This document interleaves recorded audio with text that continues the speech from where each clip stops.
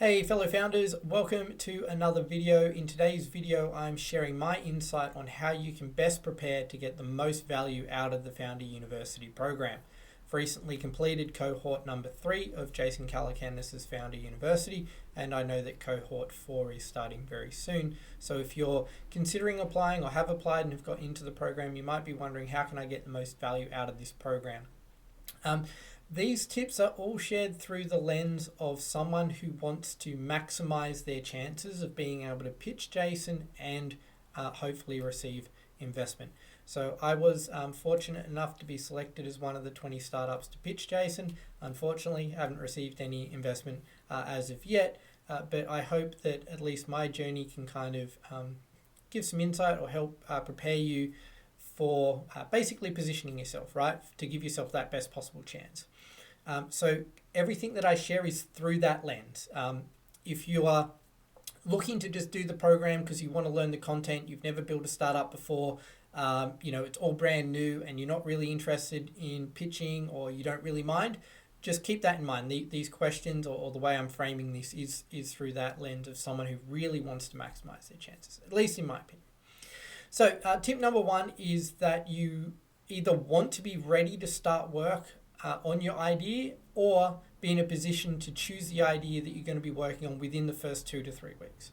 The reason why I share that is that obviously one of the largest kind of contributing factors to your success in being able to pitch Jason and potentially get some form of funding is if you have paying customers. So if you spend 4, 5, 6, 7 weeks trying to come up with an idea as part of the program, you're just not leaving yourself a large enough window of time in order to build and get customers. I had the idea for my startup, Oquire, going into Founder University, but I essentially started building it like a week before even, so pretty much the timing aligned really nicely. And that's how Founder University positions itself. It positions itself as the program for people who are starting work on their idea, right? You're getting started, you're really, at that infancy stage. Now, what is it like in reality? There is a lot of companies or a lot of founders in the program who have no idea, who are starting with just the base idea, but equally there is a lot of founders who've already been working on their idea for quite some time. So I didn't review every startup that was in the final 20 that was selected to pitch Jason, but of the 5 that I pitched with, it was kind of done in 4 groups of 5. I was the only company that started during the program. One of them was about a year old, one was 2 years old, and one was actually even founded 4 years ago. So while they're still in the infancy stage in terms of they didn't have paying customers, like some of these companies that you're going up against will have been working on their idea for a considerable amount of time. Don't be put off by that because, as I said, I was someone who started literally kind of week 1 or, just a week before, and I still managed to pitch Jason.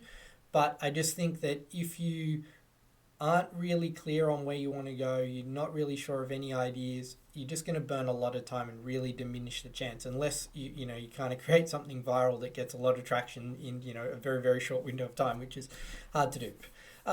So next tip is be able to build the MVP yourself, or if you aren't building the MVP, have the people or the contractors in place to get started as soon as possible. I previously was a non-technical founder. I know what it's like to be a non-technical founder. Since then, I have learnt to be a developer and I'm building Oquire myself. So obviously, investors prefer teams or individuals who can build because then you don't have to pay a developer to do it. But I'm not going to say, if you're a non-technical founder, you've got no chance because I've been there and I've done that. This tip, though, is if you are going to be using an outsourced team, know who they are kind of at the start of the program. So whether that's finding someone on Upwork or working with a local agency, you want to know who they are in advance because let's just say it takes 1 or 2 weeks to come up with your idea. If you then take 3-4 weeks to find the developers, now again, you've just burnt too much time. So that's something you can run concurrently, right? If you're still coming up with your idea, there's no reason why you can't be reaching out to developers, trying to find a offshore agency who can build it for you. You can just share some high level ideas like, hey, I'm looking to do this. I'm looking for a development team who have X, Y, and Z capabilities. What's your experience? What's your hourly rate? That kind of thing. And then once you've got your idea and you've documented it, defined it, the requirements, you can then send that to them and say like, hey, now can you kind of give some further insight in terms of how this is scoped, rough time frames, expected budget, that kind of thing. Obviously, you're not going to be able to get all that detail until you have your idea, but you can still at least try and find developers or people in agencies, that kind of thing, who you might want to work with. Or conversely, you might be trying to find a co-founder as well. So if you're taking that route, definitely try and have that co-founder locked in place on the precipice of starting the program, just so you don't burn too much time. Next big tip, start talking to customers week 1 or before. That is something I did. I use my existing network to start with, and since then I've reached out to other people. And this process never stops.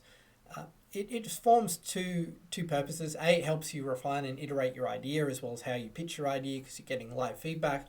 But ideally, some of these people that you talk to hopefully become your early paying customers. So I think that some people leave this too long, or they hear about it a lot in Founder University, because Founder University does talk about doing it, but there's so many other things to do. You're building the product, you're doing the marketing, creating a landing page, all these kind of things.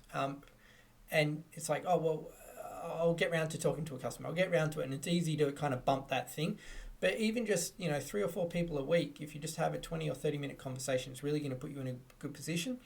And when you get a chance to pitch, the Founder University team, and potentially Jason, it's kind of like paying customers are obviously number one. Signed letters of intent, signed contracts where you haven't quite got the money yet, probably, a bit, below that. Below that is you're talking to a lot of customers, you've got people interested. Below that is you've just got emails on a wait list. Below that is you haven't talked to anyone, you've got no emails, right? So in terms of the hierarchy, they're aim for paying customers, but at least if you don't have paying customers, like Acquire didn't, I could say, hey, I've been talking to all these people, I've got 3 or 4 companies who are interested, it's just a matter of time. Okay, next tip. When I went into Founder University, I'm conscious that I'm just one person in a sea of people. 180 odd people registered for Founder University. Is Charlie, who runs the program, going to remember who I am if I'm not visible? Probably not. So I did everything that I could possibly do to be visible. What I mean by that is I post regularly in the community. I ask questions in the community. I responded to other people in the community. You might have seen my earlier video where I said hey, people were asking for feedback for their startup pitch and then no one was giving it to anyone else. Don't be that person. Contribute. Everyone has insight to share. Even if you're the most junior person in the world, there might be someone who's creating a product or a service that's targeting young people who've just graduated, and you could at least look at their landing page, give them some feedback. Even if you're not in their target market, can you point out spelling issues? Do you have an eye for design? You can say, hey, look, this graphic doesn't really look right. I can't understand what it's trying to tell me. Everyone has something that they can contribute. So that was my focus. Be involved in the community, be visible. And part of these videos was also part of that, right? That also extends to obviously show up to the weekly sessions and also the midweek check-ins. As much as you can, be there. I think I missed 1, maybe 2. But if you're there, you get to know a smaller group of people, who are there regularly. You get to talk to Charlie more. You get to meet other people from Launch who sometimes drop by. And then that kind of group of people who you talk to more often, connect with them on LinkedIn. Have a chat outside of Founder University. Before I went into Founder University, I spoke with 5 or 6, I think, off the top of my head, previous startups that went through the program. Once starting Founder University, I had one-on-one kind of catch-ups and video calls with a bunch of other people just to learn about what they're doing. Might not be completely relevant for my startup. It might not offer any immediate insight, but it's building a network, it's creating connections, and then they can help become your supporters. And who knows, maybe one of them is has a problem that your startup's trying to solve. The next tip, I've kind of covered this a little bit, which is if you do want any chance of raising money, you do need customers, paying customers. And I know that, it's depending on the type of solution or the startup that you're creating, like that can be hard to achieve. And as I said, full disclosure, Acquired doesn't have paying customers yet. The types of businesses that I'm going after, enterprise, B2B sales, sometimes that sales cycle is longer. So you might come up against people who have more of a consumer facing app, and you might see that they've got, 30 customers, but they might only be paying them $5 or $10 a month. So don't necessarily be put off by the total number. Just try and get any number of paying customers. One paying customer is massive, right? Like as a starting point in terms of this program and where people are at. But equally, don't be disillusioned, especially if you start in the program like I did with Acquire. As I said, there were some startups who were pitching and they've been building and working on their ideas for 12, 24, 36 months. You're starting day one, right? At ground zero. If you're just coming up with the idea like I was, or starting to work on the idea. So really try and get a paying customer as best you can, but don't be disillusioned if you can't. You have the ability to continue to provide monthly updates to the launch team, and that's really what I'm focused on doing moving forward. Speaking of which, it's ticked over to November, so I've got to put together a monthly update and send that across within the next few days. But even if you don't have paying customers, it doesn't mean you won't get a chance to pitch Jason. I would say that out of the 20 or so companies that pitched, maybe only 5, 6 had some form of paying customer. A lot of them were like myself. They'd had the idea, they were building it or had an MVP, they were talking to people, or they had free users, that kind of thing. But yeah, really to get that next rung up, I do feel that you need to find someone to be paying, which is obviously reasonable expectation, right, of an investor. The other thing is, ideally be a software startup rather than a hardware startup. I know that, if you're passionate about hardware, you're going to want to do hardware. But, just in terms of the program, right, like 12 weeks, that's a really short amount of time to build anything with software. It's an even shorter amount of time to build something that's hardware. But Jason also talks about, like, he doesn't say no completely to hardware, but it has to be like SaaS, they call it like HaaS, hardware supported software as a service, that kind of thing. So you're basically paying for the software, but there's a hardware device that adds some value, right? So if you are a hardware-based startup, think about how your business model can incorporate software and how you can get a reoccurring subscription-based revenue rather than necessarily selling the hardware device.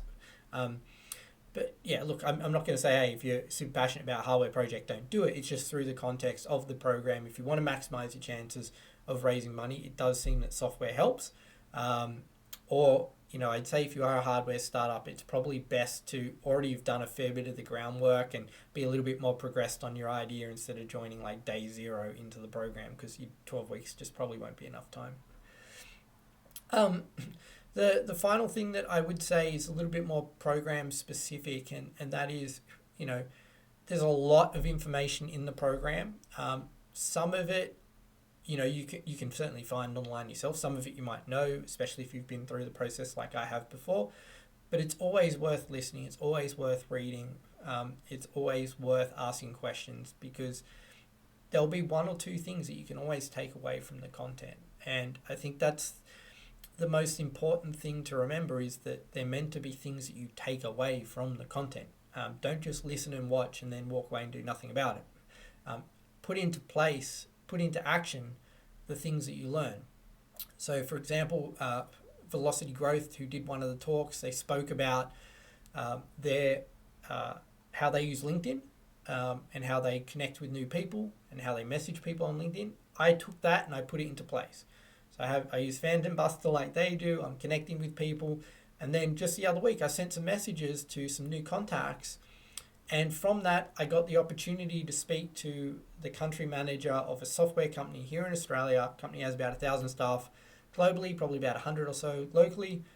And we had a great conversation about everything that Acquire can do and help fix and help solve. And he was sharing insight. It wasn't a sales pitch. That wasn't the intention of it. I was asking him for more insight, that customer conversation thing, right?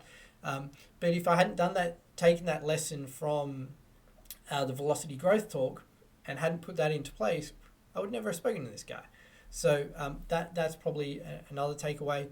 And I guess tangentially related to the content part, go and look at everyone else's pitches from before and go ahead in the course and read, I think it's week 10, the pitch module, so you understand how Jason likes to be pitched to, and you can start working on that, super early on in the piece. I think the 2-minute pitch, it's a short amount of time, but it really helps you kind of articulate or nail down like what's the standout reason why people are going to be interested in your startup or your idea. It kind of helps clarify the vision, I guess is the way I would put it. Anyway, I hope that was helpful. I did want to share a little bit more about my experience, put this out there into the world. If you are looking to go through Foundr University and you want to connect, message me down below. You can find me on LinkedIn, you can find me on Twitter.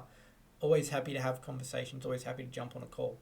So thanks for watching, and I'll catch you in the next one.